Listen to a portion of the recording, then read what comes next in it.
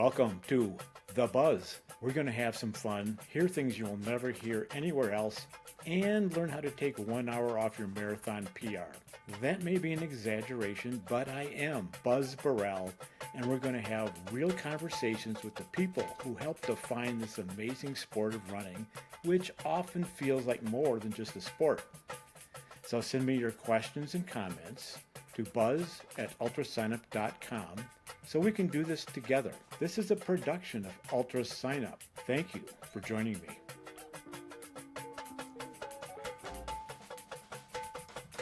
This episode is brought to you by Arc'teryx. Based in British Columbia, Canada, Arc'teryx has been making outstanding technical outerwear for 35 years, and now they are making outstanding trail running shoes. The Norvan LD4 is the fourth iteration of their popular long-distance shoe. The outsole is Vibram Mega Grip Light Base with 4mm deep lugs, a 6mm heel-to-toe drop, and a total weight of only 10 ounces. There are 3 colorways for men and 5 for women, so these shoes will not only work great in a wide range of conditions, but you're going to look good doing it, which, don't deny it, is important. You can purchase the Norvan LD4 online at arc'teryx.com or at Arc'teryx's own stores. Thank you, Arc'teryx, and to all of you listening for your support of this podcast. Greetings, sports fans. Thanksgiving is coming up, and the leaves have fallen from the trees, unless you live in Phoenix, where there aren't any leaves, and fall marathon season is wrapped up.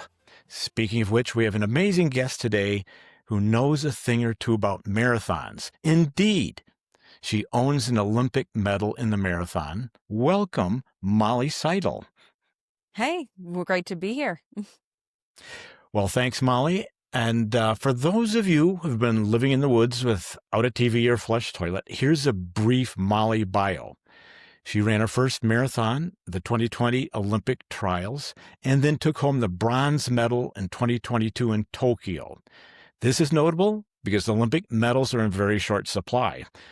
Molly's marathon PR is 2:23:07, but she did not come out of nowhere, but rather prior to appearing on an international TV, she was a 4-time NCAA champion, 6-time NCAA All-American, 6-time Atlantic Coast Conference champion, and the 2016 ACC Athlete of the Year. Wow. Okay, that was a fairly brief bio. So you're a really, really good runner, an outstanding road runner, but you've had some injury issues, and you've been very public about your personal journey through all this, which I think a lot of us can relate to. And lastly, you've announced that you are going to take up trail and ultra running. We got a lot to talk about, Molly. That we do. But first, if we could back up, a couple weeks ago, the New York City Marathon on November 2nd. Yeah, not even a couple weeks. That was a couple days. Right. So you're still recovering from that, I imagine. And so for context, on this podcast and in the sport, people are talking about the booming popularity of ultra running. But for context, the New York City Marathon was broadcast to more than 550 million homes in over 160 countries. And going into this, you had the American women's record. So, wow, huge press, if I may say so, I would think, huge pressure I would just wilt. I couldn't get out of bed in the morning. So how does this work for you? Are you totally used to it? Yeah, I would say having been running at the professional level several years now, the pressure of the New York City Marathon, that's just not going to change. And knowing what I was getting myself into when I signed on for this year's field, I think that kind of just came with the territory. But it definitely is hard. I think the last several weeks of training for it, each week was a little bit more stress, a little bit more pressure. And there's really something about just standing on that start line and on the leading edge of 60,000 people and being like, oh, this is about as high stakes as it gets in the sport. I would think so. Yeah. I mean, you just said 60,000 people. Mhm. That. I mean, I'm not talking about the spectators. I'm talking about the actual entrance. Again, so just for context, people think UTMB, wow, it's huge, which relatively speaking it is, but compared with New York City, it's like the neighborhood turkey trot. Well, that's, I think, the insane part of it. Like, I find it very funny because I've been around the trail world for the last few years and going to these races. And especially when I've gotten the chance to go out to UTMB, people are like, oh my God, the crowds are insane. I'm like, I don't know, babe. Like, there are 2 million spectators in the New York Marathon. Like, it's just a different level of things. Like, and that's the thing. I think I can appreciate both for what it is, but like New York is 26 miles, almost continuous of like the biggest crowds you've ever seen, and just like an untamed level of screaming. Well, Molly, your perspective is amazing. So you went out. Obviously, you have not entered, but you have spectated UTMB Mont Blanc then. Yes, I've gotten to go out 2 years or so. I didn't go last year, but the previous 2 years I'd been. And I like that is one of my favorite things to get to be there for. I feel like it's so fun, just in a completely different way from what road marathoning is, but like like equally insane in its own way. A different group of people, I think. I think that's the thing. I think trail runners and road runners love to try and like stress their differences. Honestly, everybody's a little bit weird, and that's what makes it fun. But I think there's more similarities than differences, to be honest. Well, you should know. I like it. Again, I love your perspective. And so how did the Big Apple go for you? I mean, again, I'm trying to think, I'm trying to put myself in this position where you have tens of thousands of people on international TV watching your every step. Yeah. To be honest, it was a very tough day. I ended up having to drop out at mile 18. I've been dealing with knee pain. I broke my kneecap, at the beginning of 2024 and had to take pretty much an entire year off of running. So this was my first race back in about 2 years. And I've been doing mostly trail running over this year, building back up my mileage because it's the only thing that I've been able to do pain-free. And so in discussions with my coach, we both knew that doing a road marathon was going to be kind of that like final test on the knee to see how things would go. And I think this was a great information gathering for me, but it just kind of showed me like, hey, I'm just not ready to fully send a 26.2 miles on the roads currently. And that really kind of like reinforced my decision to spend the next 2 years focusing much more heavily on trail, just because right now that's what is feeling good for my body, what I'm able to really lean into and train hard for. I'm much more limited in what I can do on the roads. And I think that just showed in my performance. I wasn't able to be up with the front pack. And in all honesty, if I can't be truly racing, I want to be in an event that I'm able to be very competitive and dynamic. Interesting. Interesting. Because I mean, from my perspective, your first half was solid. I Yeah, mean, it was definitely blazing. We went out fast. It was also an incredibly fast year. I want to say they broke the course record by like 3 minutes or so. And so my American course record got broken as well. But basically the first 5K, I want to say we were averaging like somewhere between like 5 minute pace and 5:20 pace. And then I purposely slowed myself down. I paired back from the front group just because beforehand my coach and I had discussed we wanted to stay like he'd wanted my goal pace to be closer to 5:40 just because this was more of like a building race for me. So I like purposely paired it back and was kind of stuck in no man's land just because the race did go out so quick. Gotcha. Hmm. Well, your half was 1:15, I It think. was actually 1:13. 1:13. Well, I mean, that's credible. So That's just it is so funny the difference between road and trail though, because it's like for something like that, I mean, I want to say that the leaders probably came through and maybe like 71, 70 or something. So it's like it's just a completely different like spectrum of things. Even though New York is an incredibly hilly marathon, you can just run so much faster when you're just on the roads, carbon plated shoes, like fully going with the best runners in the world. Gotcha. Yeah, at the half, you were only 2 minutes, 14 seconds back from the leaders. Mm-hmm. And as you just said, you had the American record going into it. So Mm-hmm. congratulate from a few years ago. So congratulations. Mm-hmm. And sorry that, I guess what do I say to you, Molly? I mean, That's do I it's so funny because I think the big difference between professional running and amateur running is that in amateur running, like to drop out is like something has to be terribly, terribly wrong. Whereas in professional running, this is not the first time I've dropped out of a marathon. There's much more of an idea of like if there's a possibility that you're going to hurt yourself, if there's a possibility that like you're going to really like trash your body in the race, it's actually quite common for pro runners to drop out so you can kind of live to see another day. Like it was funny, the the wagon that's picking us up in the med tents like was packed by the time we got back. And I'm like sitting there next to Kananisa Bekele and I'm like, oh my God, like I'm in pretty good company at least.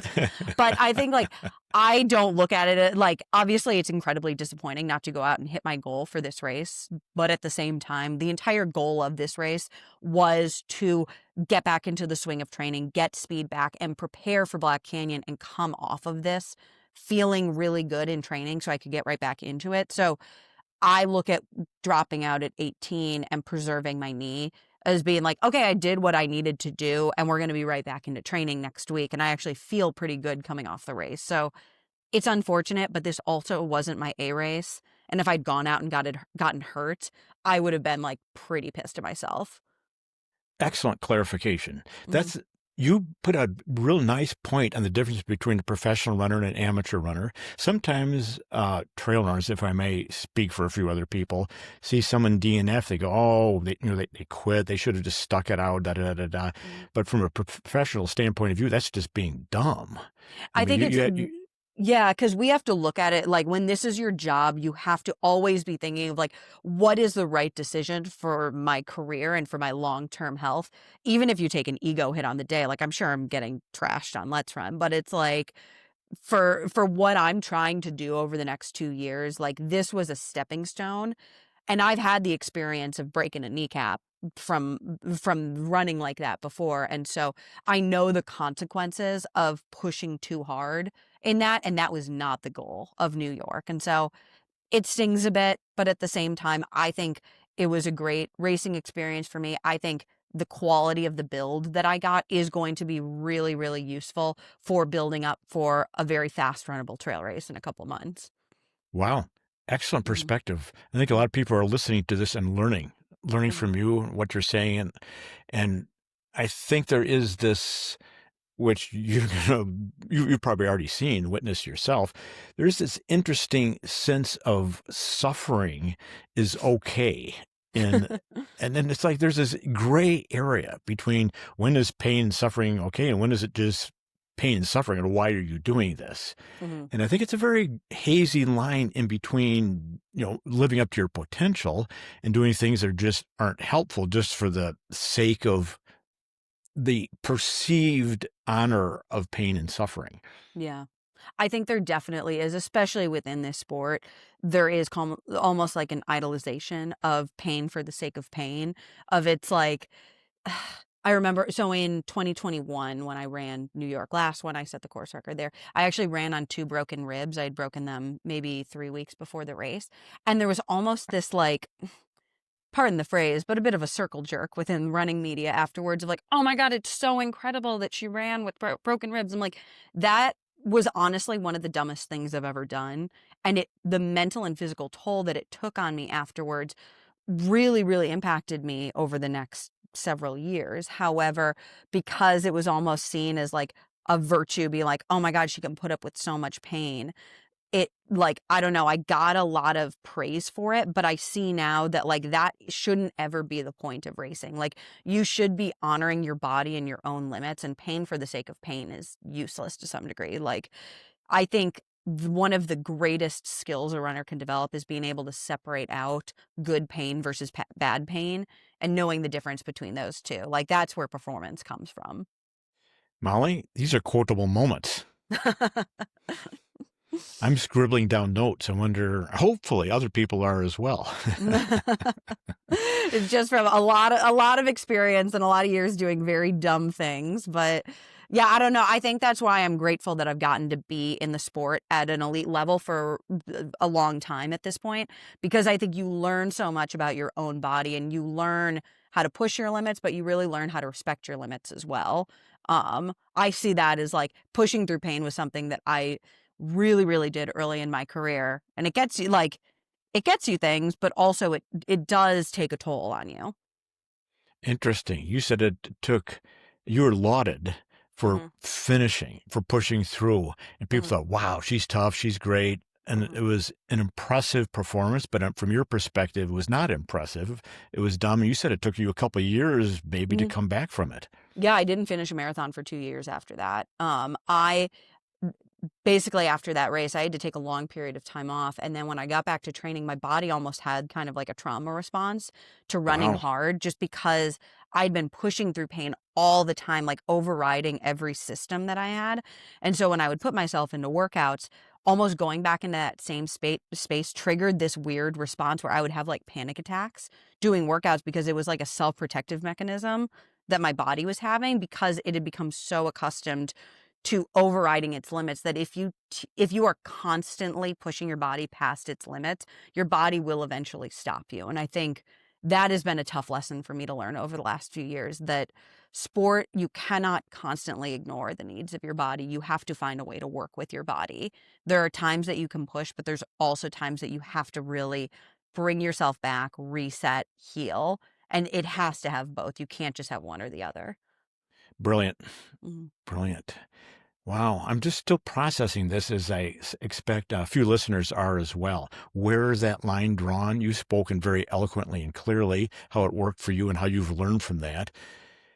Yeah, I like it. And it took you a few years. It's almost like a little PTSD response. A You little know, bit, yeah. yeah, It it's it kind it of it was very strange. Like, I think it was really hard to come to terms with that, what it was. I think at first I wanted to be just like, "Oh, I'm just being a baby. I can't push anymore. I just don't have the mental strength." And I really had to accept, like, "No, this is my body telling me something." excellent. Excellent. Well, people are listening to this and people are learning from this. So thank Mhm. you. Mhm. Thanks very much.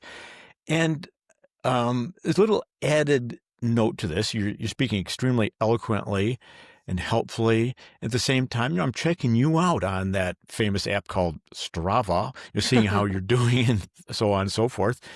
And your byline is the Bill Murray of running. So that this is not, there's a little bit of whimsy in there. And I looked down the photo feed, and it's like videos from music festivals. Yep. It's not track workouts. So you're doing you don't put up videos of your Norwegian method and your et cetera, et cetera. Would you prefer more videos of me lactate testing myself? That's a very good point. Well, So I think the Music Fest videos are serve a good purpose. But shall we say that you have learned, or maybe you always had a little bit of a light touch, or a little bit of an overview that running isn't your entire existence? I definitely like it's so funny because like I that is also something I've had to grow into. Like I was the high level high school and collegiate runner, and so much of my life was completely running focused in those periods. Like in high school, I had no chill. I was not a fun person to be around. Most of college, I had no chill and was not very fun to be around. And I kind of had to learn to be a little bit of a real person after a while. And so that's definitely something that I've had to develop and cultivate of like a life outside of running. I think it's maybe almost the opposite for most people that they like start out having to kind of like dedicate themselves to the sport. Like that's something that comes naturally to me. And so I have really had to kind of like build my sense of like who I am outside of the sport because I've been doing this at a high level since I was 14 years old. But I think for me, my running feels the best when I do have that balance in my life, when I'm able to be incredibly intense in the work that I'm doing in my workouts, but also able to go to music festivals, go do things with my friends, go camping, go on adventures. I think for me, I need to have both of those because when I am training, I am really, really intense about it. It's easier to go the direction you did, probably. It's easier to Mhm. lighten up than to spend a I would actually lifetime. argue with that. It was so difficult because it felt like losing a sense of my own identity. Like Interesting. my entire sense of self was built up around like being an elite level runner from a young age, and I having to figure out like what to do outside of that. It I felt very lost for a really long time. Interesting. Mhm. Interesting. Yeah, that sense of self. Of course, that comes up often when we get injured. I mean, Mhm. injuries, the big thing. People say there's a silver cloud in injuries. My personal opinion is that injuries suck, and I Yes. I don't really want to get them myself. I can, enough silver linings. I forget silver linings. I don't want to have a happy life, but it does bring into focus. Who are we? Who are you? What are you doing here? It certainly has for me, and I like that. You got right out of the gate. You were getting on it, and it was actually a little hard for you to lighten up a little bit. Mhm. I just think especially when you've been doing it for a really long time and it is kind of like where like I made most of my friends through running. That's where I was getting praise. Like I got a full ride scholarship to college through it. It's like that was just what so much of like who I was built on.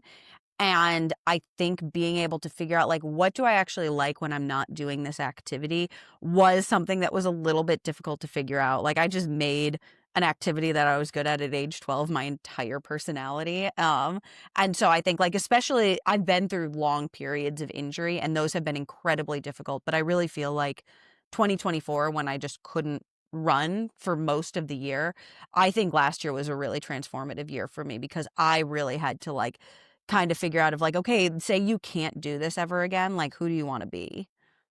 Wow. Mm. Fantastic, Molly. Thanks for your perspective on that. People can identify with what you're saying, even if they haven't been at the level of commitment and accomplishment as you. They can definitely, we're all in the same boat in the sense of identity and how to put it into balance. Mhm. So thanks for that perspective. And now you've said, without, you're not hiding it at all. You're switching to trail and ultra, and Yeah. you even announced this prior to the New York City Marathon. And a lot of people might not realize that you've been doing this all along. You Mhm. have familiarity with trails. This isn't like Eliud Kipchoge saying, "Okay, I'm going to go run whatever." You've been doing this for a long time. You know what you're getting into. Yeah, I think that that is the funniest part to me of this whole I think was like a very buzzy headline when that Training Peaks article came out of like, oh, she's transitioning to ultra and whatnot. And like, yes, I'm going to be going after the longer distances, but trail is not a new like a new discipline of the sport that to me. I've been doing trail since I was in high school. I had done trail races through college and even in my professional career, I've done shorter distance trail races. I typically max out I think the longest one that I did in college was maybe 30K or so. And I've done the 28K at Speed Goat the last few years. So trail is a very important aspect of my training, even when I'm prepping for the roads. And so I'm very excited to get to really kind of like put a lot more of my focus and intention into that rather than in letting it be a secondary part of what I do. Excellent. I think a lot of Mhm. people listening to this are going, "Great, this is going to be fantastic." And just to staying with this for a minute, other road runners, mainly females for some reason, have done the same thing to greater or lesser degrees of success. Mhm. There's a sort of a mixed transition here, or maybe on a personal level it was all good, but just from the outside perspective, maybe it was mixed. Mhm. And like Magdalena, you first saw her at the Mhm. Olympic trials, and she was really good on the roads, and she's been in the trail scene. She won Western States. Yeah. Very good transition, others less so. So here you go. This is Mhm. this is going to be interesting. Do you have any thoughts on how it's gone for your contemporaries?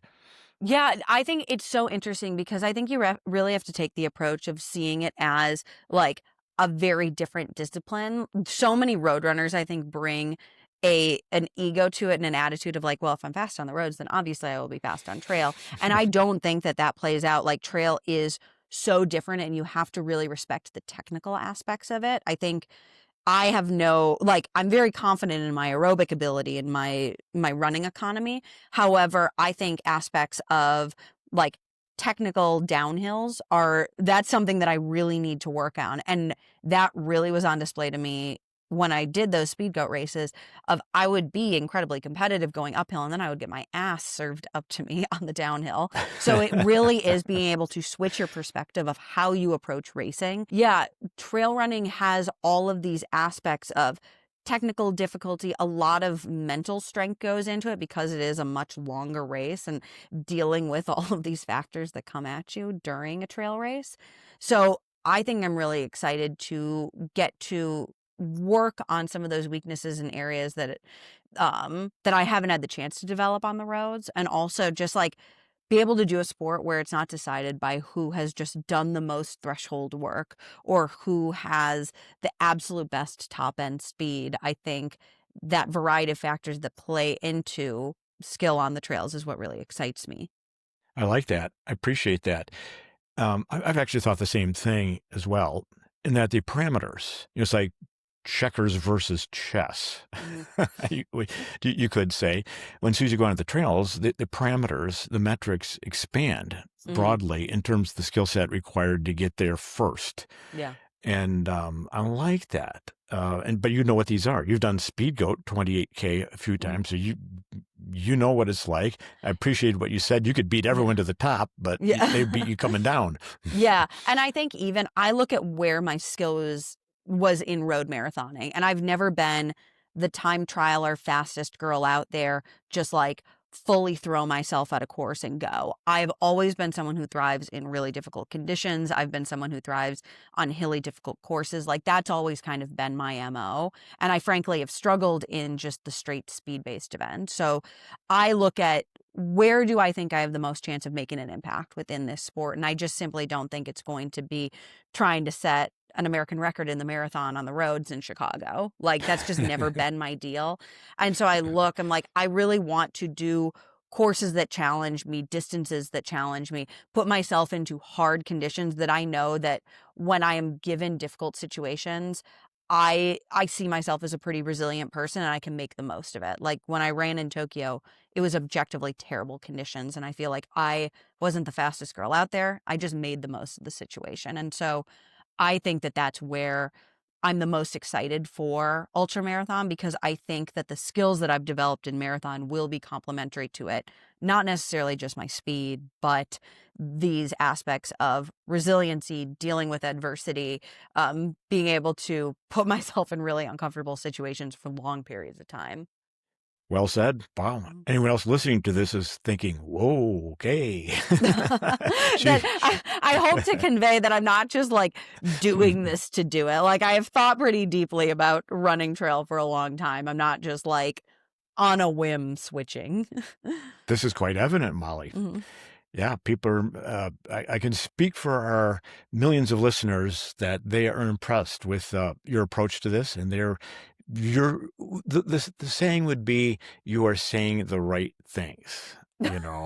It's like, wow, you listen to this and it's like, okay. And you already have just said you're going to Black Canyon in February. This is not your locals race. Well, technically it is my local race because I'm in Flagstaff. I mean, it's an hour and a half down the highway. Well, that's true. But what I mean is there's going to be more than people from Flag. I mean, yes. Flagstaff, of course, is one of the running capitals of North America. So if it was just a locals race, it'd still be very competitive. Yeah, honestly, that'd be kind of a terrifying locals race if all the trail runners in Flagstaff showed up to this thing. I don't know if I'm quite ready to race Abby Hall and Katie Scheid quite yet. Fair point. That was brilliant. If it really was just a locals race, it would be just ludicrous. It's like, the Kenyan National Marathon Championships are more competitive than the Olympic marathon. I like it, but it's okay. Flagstaff based, obviously altitude, you're 7,000 to 8,000 feet. So you got that wrapped up. And you can go to the mountains. You can go up Humphrey Peak. So you can do the training that you need from your location. Yeah, so I spend part of the year in Flagstaff, and the trail running out there is unparalleled. Like it, just the access that you have to the mountains, whether it's training on the San Francisco peaks, training on Eldon, training in the Dry Lakes, you get so much stuff. I mean, heck, you drive an hour and a half and you're at the Grand Canyon, you can run that.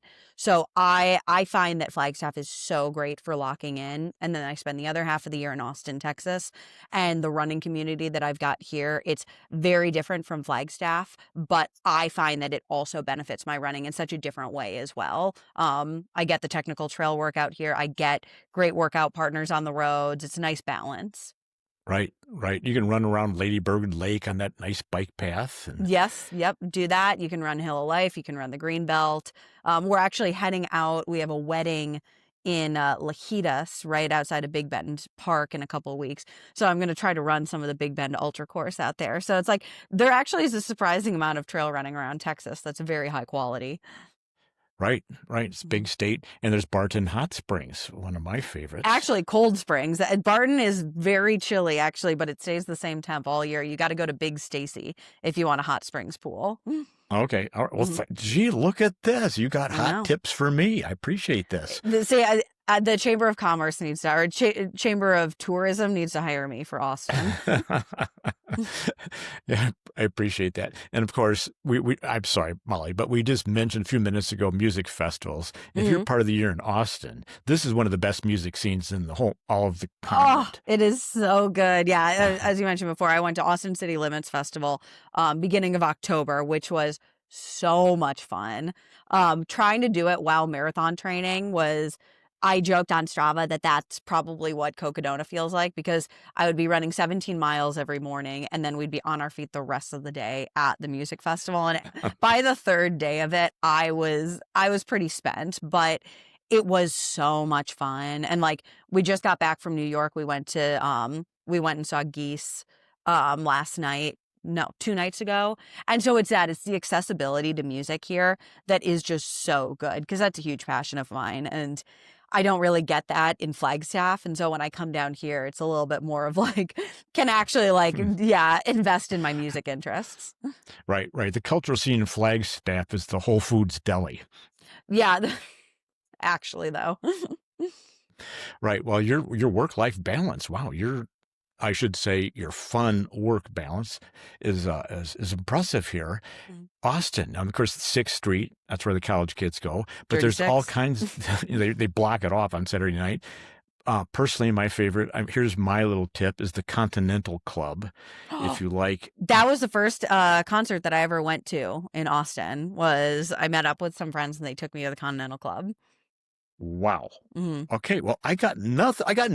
Why do I even bother opening my mouth? You got everything dialed. I try to. It helps when you date an Austin local, and so it's like you know that you quickly learn the spots to go to. Yeah, yeah. Mhm. Well, okay, there's the hot tip from Molly and Buzz, the Continental Club for blues, the most authentic blues you're ever going to get in America, I Mhm. think. Okay, Molly, we better talk about running again, shouldn't we? Oh, we might as well. So, Black Canyon, but you've already said you're looking for golden ticket. I mean, Mhm. you're setting your sights out there. This is me, I'm too much of a wuss. I would tend to, keep my cards close to my chest because I'm so afraid of failure. I don't, how it is. I'm not going to tell anyone what I'm going to do. And if I succeed, I'm going to talk all about it. But if I fail, I'm not going to say a word. But you're just putting it right out there. You're going for the golden ticket to Western states. Well, I think it would be, for me to say anything less, I feel like would be a little bit of sandbagging. Like, I feel like coming into this being a professional road runner, knowing that I want to fully invest in this transition, I don't want people to think I'm just like coming in and just trying to have a good time. I obviously am trying to have a good time, but also like I intend to try and race to the highest level of my ability in this. And I do believe that means like trying to qualify for Western states. And so yeah, I will be fully going at Black Canyon and like really investing in this training block. So I hope that kind of shows people like I'm in this.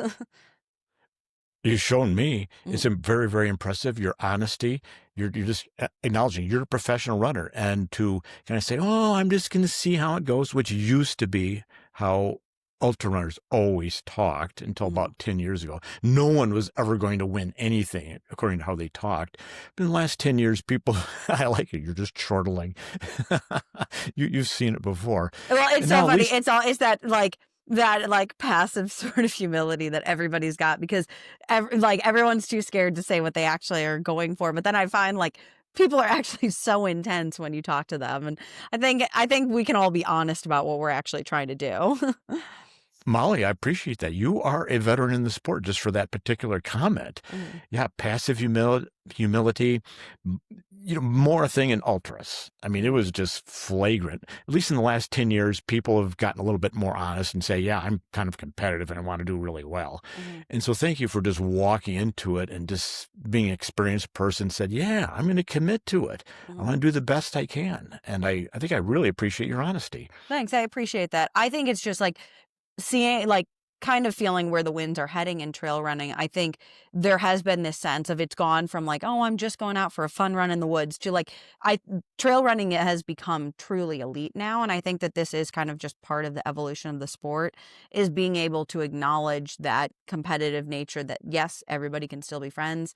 Everybody can like enjoy going out and doing what they're doing. But I don't think we can kid ourselves that this isn't a high level elite competitive sport now. And I hope that having people coming in from the roadside and being like, "Hey, I want to full send these races and see what I can do in this new discipline." I hope that that also helps further this trajectory of trail running. Right. Yeah, because that's what you've been doing. I mean, if you go to these press conferences with, this bank of lights and TV cameras trained on you, Mhm. if you got up there and said, "Oh yeah, I'm just going to go out and do my best and see how it goes," people would go, quit saying that. That's just BS. And so I like it. So when the road people are used to kind of talking frankly and honestly that we are elite professional runners Mhm. and kind of bring that attitude into what, as you just said, is an elite group of people, Mhm. it'll just kind of clarify it and just keep the doors open, so to speak. For sure. I like it. Okay. Well, what are your perspective, Molly, is brilliant. Thank you. You've got this um, high level road racing, which is again, as I've contextualized, is dramatically more public with a lot, if I could say so, a lot more money and Mhm. attention involved. And now you're going into a sport that previously had minimal. Actually, had almost none. But in the last 10 years, there are many professional runners and people are trying to make a living doing it. And it's at least in Europe, they're streaming. They're streaming Mhm. live races and they're doing on major channels, I should say. And they are streaming it on YouTube and sort of boutique channels in the United States now. Mhm. So what other perspectives might you have? I mean, what else are you seeing here with your, feet in both worlds? Oof.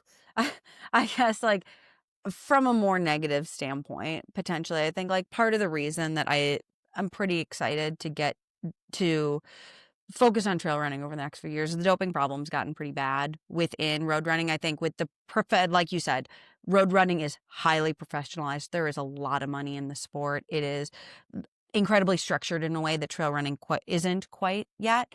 But also like the doping problem is out of control in road running right now. And it's really, frankly, pretty demoralizing to have to be facing. I've faced it my whole career. And I'm kind of like, as someone I'm tested very frequently as a testing pool athlete, and it just gets pretty you get pretty down based on the situation, and I realize that there is doping within trail running, but I think that the incentives are lower and it is not quite as systemic within the sport yet.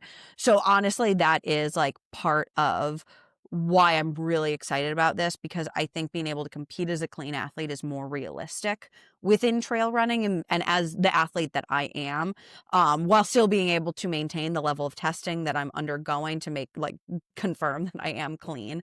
I'm tested out of competition usually, I don't know, every couple weeks or so, and then tested Wow. at races. So it's I hope that that level of testing eventually gets to trail running. But yeah, I just think where I'm at right now, I'm like, this just feels a little bit yeah, it feels less demoralizing to step to the line of a trail race and not be constantly wondering. Molly, that's a very, very good comment. I mean, we've been having this really fun, wee conversation Yeah. about music festivals and et cetera, et cetera. But this is what you said is part of the sport. And Mhm. so thank you for bringing it up. And a lot of, I'm not sure if a lot is the correct adjective, but let me just back up and say a significant number of athletes have tested positive for illegal drugs. They tend to be from East African countries, Mhm. which again, I'm not throwing anyone under the bus. I'm just noting No, but like you statistically can say speaking. there's a pretty bad problem in Kenya right now, Thank you. specifically. And I think most most professional athletes would acknowledge that. The majority of doping busts have come out of there. And so I think that that's where it gets really hard. Like most professional athletes acknowledge that this is a really, really bad problem in the sport right now. And it's getting better slowly. But I think it is really hard whenever you step to the line and you're constantly wondering, okay, like, am I on a level playing field? And it gets really hard, especially the longer you've been in the sport, when you deal with injury, when you deal with coming up against your own physical limits, to be like, well, there's people who are skirting the system here. Like, that makes me really sad. So yeah, I don't know. I also think just the nature of what trail running is, like, doping really benefits courses that are extremely fast, extremely like kind of the ones where you can kind of full send. The more variables you throw into it, whether that's weather, terrain changes, just overall difficulty, doping becomes less effective, I do believe. Like, I don't know if I'd be getting bronze at the Olympics if it was just a straight time trial. Um, but I think something like trail, obviously doping would give someone an advantage, but I don't think it gives as much of an advantage as on, say, like the course in like the marathon course in Berlin, let's say. Right, Mhm. right. Interesting point. Because going back to what we said 20 minutes ago, there's the parameters, the range is much greater in trail running. And so so if you could say the reduced parameters in a fast road race where it's Mhm. just this cardiovascular machine versus the next person's, Yeah. then 1%. I mean, doping doesn't, if I was going to take every performance enhancing drug there is, I'm not going to be a great runner. So just in case anyone's It wondering, might no, that's not improve a how. little bit at least, Buzz. Come on. Right, right. I would improve a little bit, but just in case anyone's wondering, no, no, no, no. Training is by far Mhm. the most effective path to being a good athlete. Yeah. But at your level, 1% is huge. And I I mean, think that's is what. that, like, we saw that with the whole doping bust of Ruth Chepanganich, like with Chicago or whatnot. Like, she's an incredibly high level runner and she is obviously trained at an extremely high level. But at that level, like, you're exactly right. A 1% boost or a 1 to 3% boost, which is usually what they say that doping provides, that suddenly takes her from being, say, a 2:15 marathoner to a 2:09 marathoner, which is unheard of. But also, like, that course is one that you can just kind of, it's just aerobic engine. There's not a single hill in that course other than like the tiny one at the end. So something like that, that is the kind of event where it's like doping is at its most effective. Right. Mhm. And of course, the people who pioneered this, if I could say so, is, World Pro Tour cycling. Mhm. Because again, 1% sounds like to me, 1% doesn't really make that much difference, to be perfectly honest. Mhm. I could just try a little harder and get 1%. I could stop, drinking beers every night or, whatever. I can improve on 1% by doing many other things besides taking a drug that I can't pronounce. Mhm. But at that level, 1% is the difference between winning and being out of the money. And especially with, say, a sport like cycling or with certain running events, I think when you get to a point where there's so few variables in it, like, these people are looking for any sort of edge. Whereas, like, I feel like in a sport like trail, there are a lot of different factors that you can improve upon. You can improve upon your technical skill. You can improve upon your mental game. You can improve upon just like being able to take nutrition. There's so many things that can be worked on that you don't feel as desperate maybe to have to resort to just revving your aerobic system as hard as possible. Right. Mhm. Yeah. I can't remember. I mean, things like EPO, et cetera. Mhm. But the new ones, I've never heard of them. So pardon me, can't pull the names out of the top of I'll my send you head. my my WADA USADA banned list. They just came out with the new one for 2026. I'll send it your way. You can read all up on it. Oh, thanks. A little bedtime reading. But like you say, it doesn't help you run downhill faster. It doesn't No. help you in the rain and et cetera, et cetera. So we have a little more room to maneuver in trail running. But as you know, Sierra Zinal, um, Kenya again, she got taken down, and it's Mm. stripped of her win there. Yeah, unfortunately, I think that it always will be a part of the sport. Like, as long as we have running and as long as we have prize money, there are always going to be people that are trying to skirt the system. But that's why I do think it's very important that trail running professionalize in the way that it is, because then drug testing will become more common. Like right now, I don't think out of competition testing happens within trail running. I think people are just tested at races, whereas like those of us in the testing pool through road running or track, like they come to our house and they test us. Like I could have an agent show up right now. We have to give whereabouts. And so I think like as trail running professionalizes, that will become part of it. And I hope that that helps encourage more clean sport so things like that don't happen. But I think when someone gets caught for drug testing, there's this huge, like, I don't know, backlash online. They're like, oh my God, things are so terrible. But we're forgetting, like, hey, people are getting caught. And that's what Right. matters. I totally agree. Totally agree. It's like somebody gets caught for running a red light, saying, Mhm. "Oh, let's ban driving. It isn't working." No, they got caught. I mean, that's Yeah, that's the whole exactly. point. Yeah. It's just like you kind of have to say, like, positive, just like, hey, like, things are changing. Right. And I will say, at least from my opinion, you know more than I do, this won't stop. There's not really an end result. Like you said, we can get better at it. Trail running can adopt a more professional and more engaged approach. But the idea that we're ever going to get to this 100% level is not happening.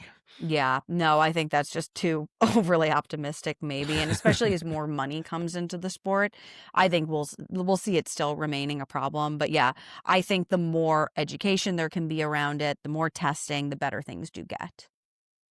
Speaking of improvements, so you are certainly aware of I would say a fairly recent push towards very high carbohydrate fueling during races, Hmm. which even backs up to a marathon. I mean, for people running marathon in 4 hours, definitely, but even people Hmm. doing 2.5 hours, I think Hmm. it's coming into that as well, I believe. And certainly as you get into these events like Black Canyon, 100Ks, what are you going to do, Molly? Are you going to take a sip of defizzed Coke like Frank Shorter did at the aid stations, or are you going to kind of load up? Luckily, I have had the pleasure of getting to work with Morton for the last 5 years through my marathoning Oh, career. so a quick note. Yeah. That's Maurten. RTEN. Yep, they're a Just Swedish company that make gels. So I've been working with them through my whole marathon career, and so I've gotten a lot of nutrition advice through them. So I've been practicing fueling since I started marathoning in 2020, and it's been a huge benefit for me because I came out of the school of the NCAA when I was in college was all about fasted long runs and having a hard on for not eating anything during running. And I noticed such a huge improvement once I did start fueling during my marathons. This has been like a well-known thing in marathoning of trying to aim for 50 to 60 grams of carbs an hour. I know now people are trying to push those upper limits of 90 to 100. So a lot of it is just practice. I'm going to be doing some sodium testing in a few weeks so I can figure out the hydration aspect of it, because in marathoning, you actually don't need to drink water during marathons. Whereas in longer events, you absolutely do. So that is probably the biggest aspect for me. I feel very comfortable on my fueling side of things. It's the hydration that I am going to have to work on with some of these longer events, because I'm used to taking 25 to 30 grams of carbs every 5K in a marathon while running 5:20 pace. Um, Honestly, slowing it down makes it a little bit easier for me, but I've got to figure out how I'm getting enough electrolytes and water in over the course of several hours. interesting. Yeah, of course, of course, I sat next to Jesus in the third grade. So I go back a little ways, and we didn't drink or eat anything because you would get a side ache. Side ache was the world's worst thing you could ever happen. And so I've been way late to the party, Mhm. kind of just dragging my feet into it from, like you just said, oh, if you do eat anything, Molly, marathoning, we're talking about your history and your knowledge of it. and you've probably done this, look at these old marathon races, like 1948 London and things like that. These people look like they're just finishing the Marathon des Sables. I mean, Yeah. they're staggering across the finish line and collapsing in a heap. And basically, you realize if anyone drank water, they would have won. Well, I always love there's like a story about the first Olympic marathon that happened and how like I think the winner ended up like eating rat poison at some point and like drinking alcohol along the story is absolutely insane. And you're like, yeah, no wonder people thought running a marathon was crazy. They were like running it in leather shoes and drinking arsenic. Like it seems so funny now, but even like my marathon career started at the beginning of super shoes. Like the first Alpha Fly came out during the Olympic trials. That was the first time people were able to wear it. And it just is insane to me that people ran marathons on these thin ass little shoes. I'm like, oh my God, your legs must have been killing you. Right. You're totally correct. The super shoe, in case anyone's wondering, obviously works perfectly. Not perfectly. I should have said it works according to the marketing. It works great. It does injure you like nothing else. You say it does injure you? Yeah, absolutely. It's so interesting because there's so many new injuries that come from overuse of super shoes. Like most pro runners know that you have to really limit your amount of time training in them because they provide such a benefit to racing and workouts. However, it is a double-edged sword that you see a huge incidence of specific knee injuries, Achilles, Haglund's deformity. It just, when you are putting that much reactionary force through a shoe that's shooting back up through your body, it's just going to cause things to injure in slightly different ways. Interesting. Well, the 4% number, by the way, shoe marketing has an extraordinarily high level of BS. I mean, they just pull stuff out of where, but not this. I mean, Roger Crum at CU Boulder. So that was the 4% number came out of Boulder, where I'm from. So it was real. And so super shoes are obviously here to stay. And so I appreciate what you said, that race, but careful, because that rebound effect you're going to feel it. Exactly. And I think also it like any time that you're getting that much energy out of a shoe, your muscles are going to slowly learn that they don't need to do as much work. So I do a lot of like specific like foot strengthening to counteract the amount of time that I spend in carbon plated shoes. Gotcha.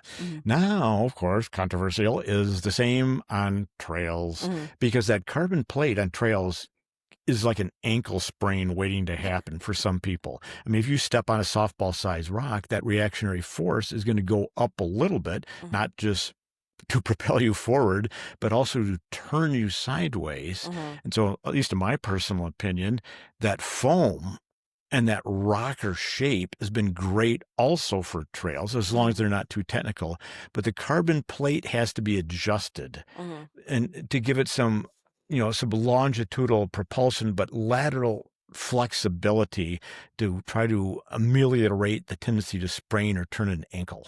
Yeah, it definitely is interesting because it's like something like super foams and carbon plates work great on the road where it's the same predictable pattern. Like you're not having to deal with placing your foot differently, so that energy is always going in the same direction. Whereas on trail, each footfall is it's going differently. And so that force is going in different directions. So it's a less predictable benefit, I think.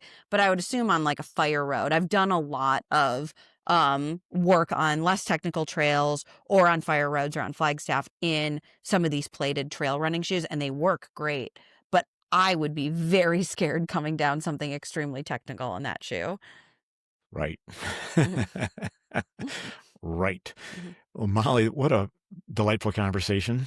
And so next time, Black Canyon in February, hopefully your kneecap, your patella is good to go, and Knock take on care of wood. yourself. It's feeling pretty good this week. I'm very glad that I made the hard decision to pull out, because now I'm like, oh, like I'm ready to get right back into training, rather than if I'd been missing like 2 to 4 weeks coming off this race, I would have been pretty bummed. So I think we're on a good trajectory for things. It sounds it. And your attitude is extraordinary. Thank you. And your perspective is so educational. I mean, I really appreciate what you've brought to this conversation. I think everyone listening is going, wow, they're jotting down notes. They're taking notes of everything you've said. That was such a nice euphemism for me being a huge nerd. So I really appreciate that.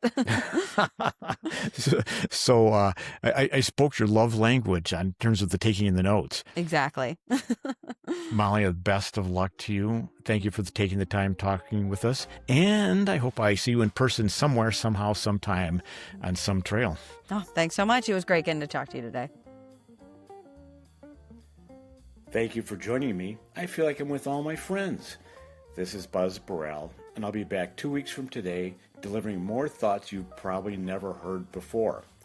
This podcast is a production of Ultra Sign Up and releases every other Tuesday, alternating with The Trailhead with Zoe Rome and Brendan Leonard.